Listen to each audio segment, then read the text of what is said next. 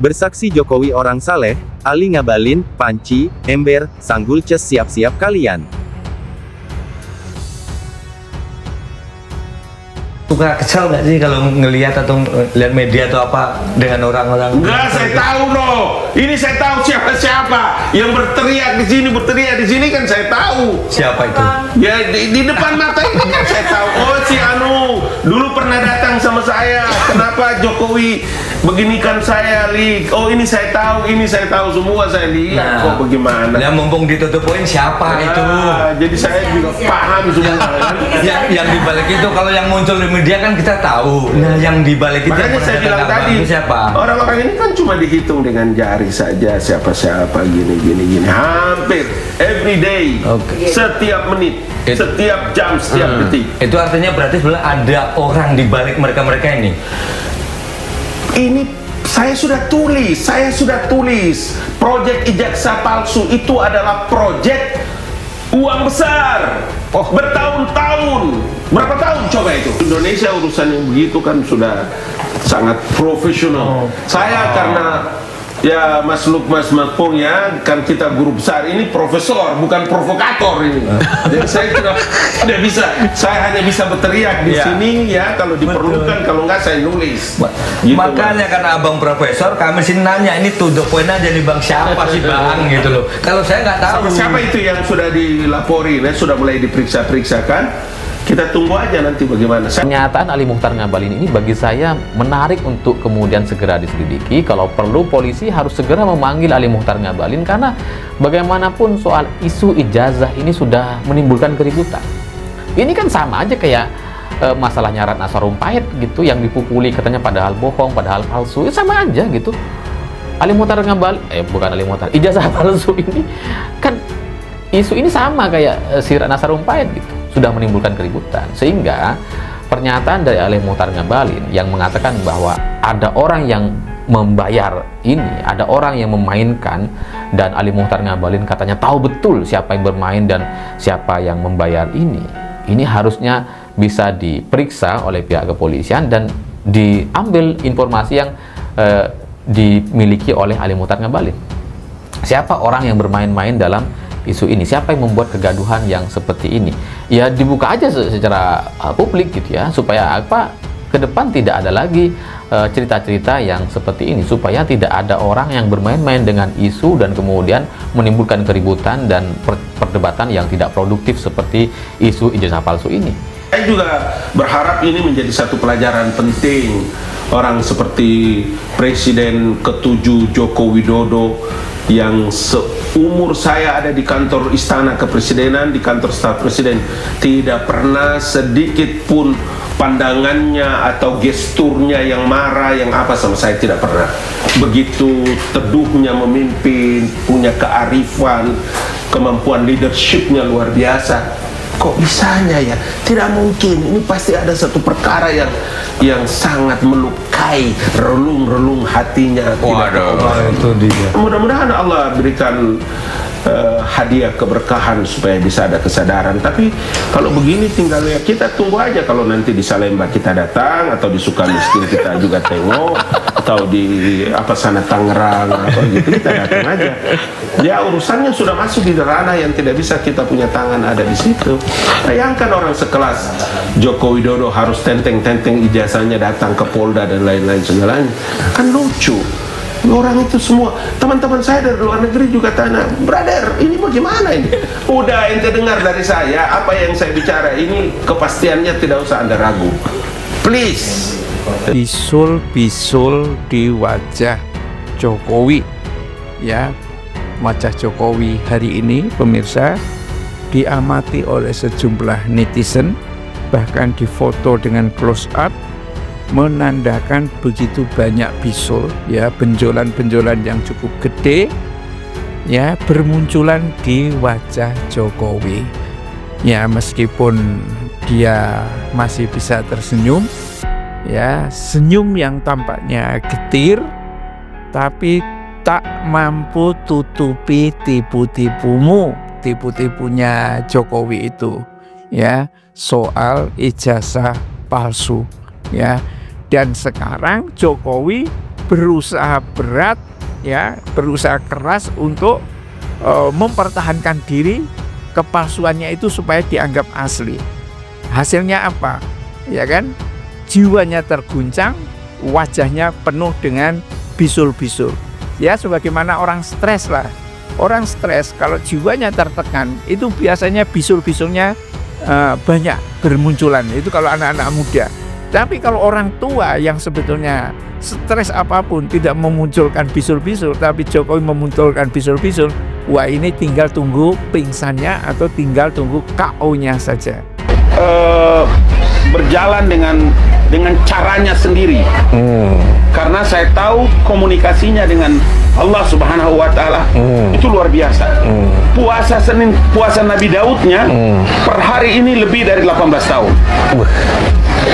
Abang sampai segitunya gak, Bang? Ya, sampai tak. Oh, enggak. Berarti lebih jagoan Pak Jokowi ya? Ya.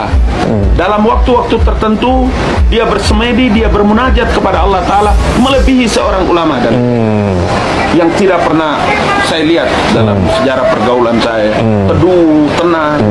Jadi ini orang memang tidak pendendam, pengasih. Dia punya sifat menyayangi. Dia punya sifat, kalau orang-orang seperti pangkat kecil-kecil kayak abang, kemudian dia datang, bagaimana kabar bang? Dan itu bukan sama saya aja, sama pengawalnya, patwal. Oh, ternyata ramah sama semua orang. Makan biasa. Jadi ini orang betul-betul tidak punya tendensi kepentingan yang lebih besar tentang hidupnya. Sudah selesai dengan hidupnya. Jadi enak dia melayani. Assalamualaikum warahmatullahi wabarakatuh.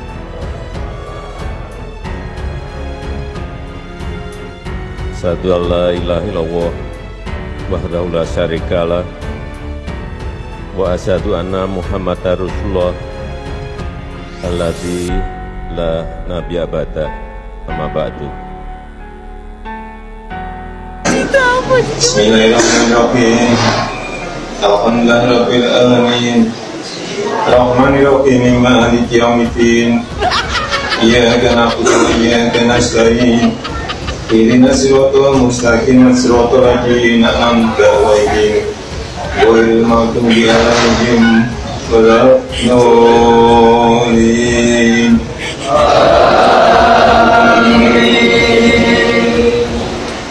Bismillahirrahmanirrahim. Wailul likulli humazatin lumazah alladzi jama'a malahu wa tata yasrabu anna ma'lahu hakada kalaring batana firukutama adaraka ma'kutama narula fimuqata allati tatali ala hafika inna alaihi musada wi ammadimu madata. Bulan terakhir 95, tapi nanti kalau sudah produksi massal tentu saja ada rekalkulasi lagi. Tetapi yang kita juga sekarang ini bingung, pesanan sudah kira-kira lebih dari 6.000. Dan pada kapasitasnya setelah uji emisi, setelah nanti sertifikat uji tipe ini kami pegang, perkiraan saya bisa 3 sampai 4 kali lipat yang pesan. Padahal kemampuannya baru 200-300. Kira-kira 200 sampai 300. Jadi kalau Mas Tommy mau pesan sekarang, nunggunya 3 tahun. Begitu sangat istimewanya mobil ini. Rencana Anda terkait dengan KPK yang selama ini merasa bahwa jumlah penyidik saja terseok-seok begitu Pak? Ya ini masalah komitmen. Kita berkomitmen. Penguatan KPK itu harus real. Penguatan KPK ini harus real. Seperti apa? Ya, tambah anggarannya. Perlu hitungan kami, kalau ekonomi ini bisa tumbuh di atas 7 bisa 10 kali lipat. Apakah itu tambah. Kemudian penyidiknya juga tambah. Kurangan berapa?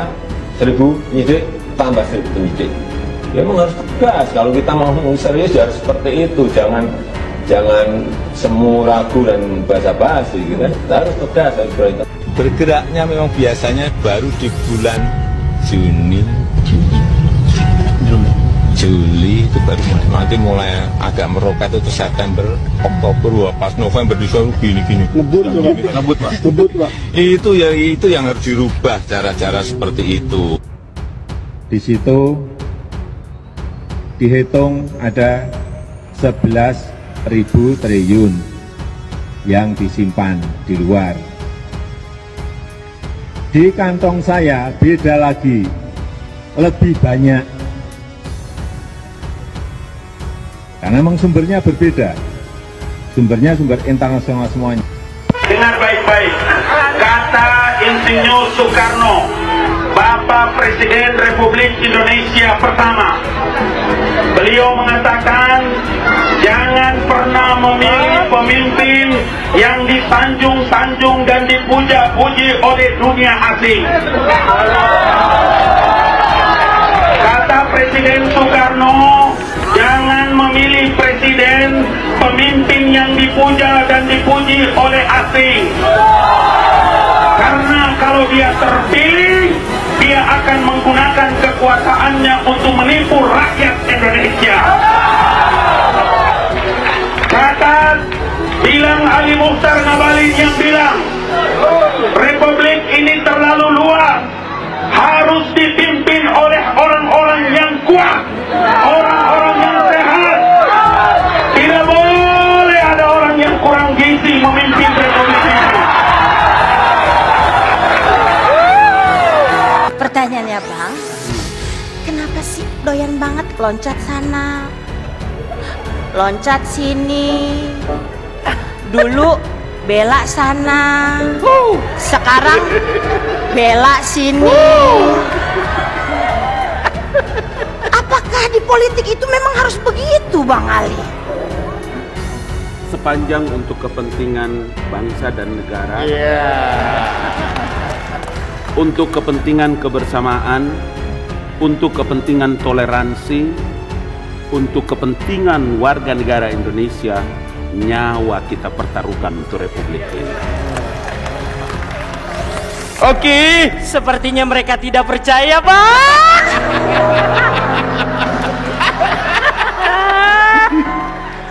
Bercanda Bang, bercanda Bang. Iya, enggak maksud saya itu abang jawabnya sudah sangat luar biasa. Jadi saya sangat terpukau dengan jawaban itu. Kita berikan tepuk tangan yang meriah sekali lagi. Tuh, masyarakat juga terjadi di Pulau Kabai, Ogan Ilir, Sumatera Selatan.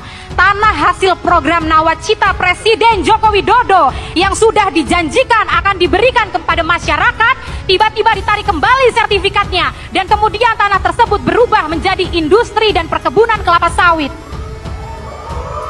Selain itu, juga ada Pulau Lailai yang ruang hidupnya berpotensi hilang karena proyek reklamasi. Dan ada kelompok petani Pundenrejo di Pati yang tanahnya diambil oleh mafia tanah. Dan sekarang mereka kehilangan tanah milik mereka. Termasuk contoh kasus yang terjadi pada warga Dago Elos dan pada kasus dari Lampung. Ada juga komunitas adat dari Batur, Bali yang harus tergusur dari tanah ulayatnya atas nama investasi pariwisata. Ini hanyalah sebagian saja dari banyaknya kasus perampasan ruang dan penyingkiran masyarakat yang terjadi di masa kepemimpinan Jokowi. Kasus perampasan ruang secara masif juga terjadi di sekitar wilayah pembangunan Ibu Kota Nusantara. Warga dari Desa Sepaku, Kalimantan Timur menyampaikan bahwa kini daerahnya menjadi langganan banjir akibat resapan air yang semakin berkurang. Selain itu, tanah leluhur mereka dirampas untuk pembangunan dan ditambah lagi dengan adanya pembangunan bandara di sekitar lokasi tersebut. Pembangunan IKN tidak hanya merampas ruang hidup, tapi juga menghilangkan sumber kehidupan warga. Tingginya kasus perampasan ruang dalam 10 tahun terakhir ini berkelindahan dengan tingginya kasus kriminalisasi pada pejuang dan pembela HAM. Apalagi jika kita berbicara tentang ruang lingkup yang dirusak karena pembabatan hutan secara liar dan pembangunan industri ekstraktif yang ugal-ugalan. Di wilayah Sulawesi Tenggara, Torobolu, warga yang berprofesi sebagai nelayan mulai sulit mendapatkan ikan karena airnya tercemar. Bahkan air minum untuk dikonsumsi warga pun tercemar. Pasalnya ada tambang nikel di sana. Warga yang menolak kemudian diintimidasi dan dikriminalisasi. Hal serupa juga terjadi di desa Pantani, Halmahera Utara yang terancam tergusur, juga tercemar karena adanya operasi perusahaan tambang nikel dari PT IWIP. Selain nikel, juga ada warga dari kaki Gunung Gede yang terancam lingkungannya karena adanya perencanaan dari PT Geopatra Daya Mas untuk mengekstraksi panas bumi Gunung Gede Pangrango sebagai energi geometer. Tahun ini kita akan beli kurang lebih 60.000 unit alat mesin 60.000 unit alat mesin pertanian. Alat-alat mesin pertanian. Kasihan sampai tutup nih perusahaannya. Pabrik produsen alat dan mesin pertanian Al-Sintan asli warga Kelurahan Melilir, Kecamatan Dolopo, Kabupaten Madiun, mengeluhkan pesanan Presiden Joko Widodo sebanyak 1.000 unit mesin panen padi yang sampai saat ini tak kunjung dibeli. Padahal produk tersebut telah jadi dibuat oleh PT Mitra Maharta. Dan kini produk mesin panen padi yang diberi nama Zaga tersebut terlihat menumpuk di gudang pabrik. Pemilik PT Mitra Maharta Agus Zamroni mengatakan seusai kunjungan Presiden RI Joko Widodo di pabriknya pada tahun 2015 lalu, Presiden Jokowi memesan sebanyak 1.000 unit Al-Sintan pemanen padi. Dalam kesempatan yang sama, Presiden Jokowi juga menyatakan akan membeli seluruh produk Zaga, produk asli warga Madiun ini sebanyak 1.000 unit melalui e-katalog di LKPP. Setelah selesai, Al-Sintan merek Zaga itu telah tersedia di e-katalog, namun sayang ternyata tak segera kunjung dibeli oleh pemerintah. Pihaknya mengaku sudah berkali-kali mengirim surat kepada Presiden dan terus berusaha dengan berbagai cara agar produk itu bisa terjual. Pengusaha Al-Sintan asal Madiun ini mengaku merugi puluhan miliar rupiah.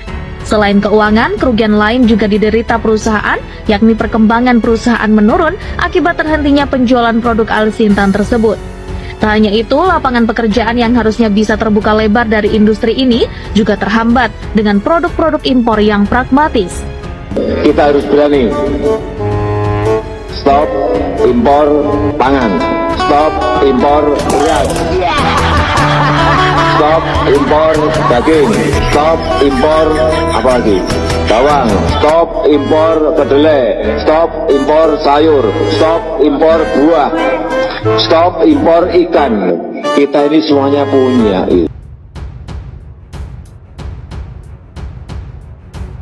Mantan tenaga ahli kantor staf Presiden Republik Indonesia, Ali Mokhtar Ngabalin menyentil pihak-pihak yang menyaksikan keaslian ijazah dan skripsi dari Presiden RI ke-7 Joko Widodo, Jokowi, sebagai lulusan Universitas Gadjah Mada UGM.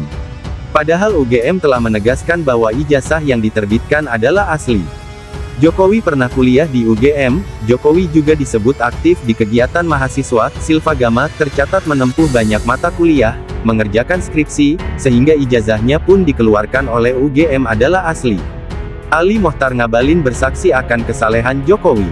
Ia memperingatkan pihak-pihak yang kontra untuk tidak mengganggu orang saleh karena urusannya dengan Yang Maha Kuasa.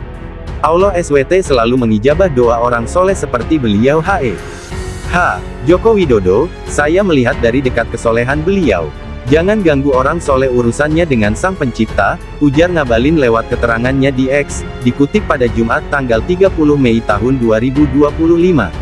Tak hanya sekedar omong kosong, Ngabalin bahkan siap mempertanggungjawabkan pernyataannya di akhirat kelak. Saya pertanggungjawabkan pernyataan saya dunia akhirat. Salam dari Jokowi untuk teman-teman semua, tegasnya. Di samping itu, Ngabalin juga memberi peringatan keras terhadap pihak-pihak yang dilaporkan karena menuding ijazah sarjana dari UGM milik Jokowi palsu seperti diantaranya Roy Suryo, Tifauzia Tiasuma alias Dr. Tifa, Rismon Hasiholan, dan Rizal Fadila untuk bersiap menerima konsekuensi dari tuduhannya. Panci, ember, sanggul ces siap-siap kalian. Waktunya segera datang, hari-hari pembelajaran sudah siap menjemput kalian. Paham ya, pungkas Ngabalin. Diketahui, Bareskrim Polri menegaskan skripsi dan ijazah Presiden ke-7 RI, Joko Widodo asli berdasarkan hasil uji laboratorium forensik. Dalam konferensi pers, Kamis tanggal 24 Mei tahun 2025, Bareskrim mengumumkan berdasar hasil pembanding dengan sejumlah ijazah Jokowi adalah asli dan lulus dari Fakultas Kehutanan Universitas Gadjah Mada. Bareskrim menyatakan, terhadap hasil penyelidikan ini, telah dilaksanakan gelar perkara untuk memberikan kepastian hukum dengan hasil, tidak ditemukan ada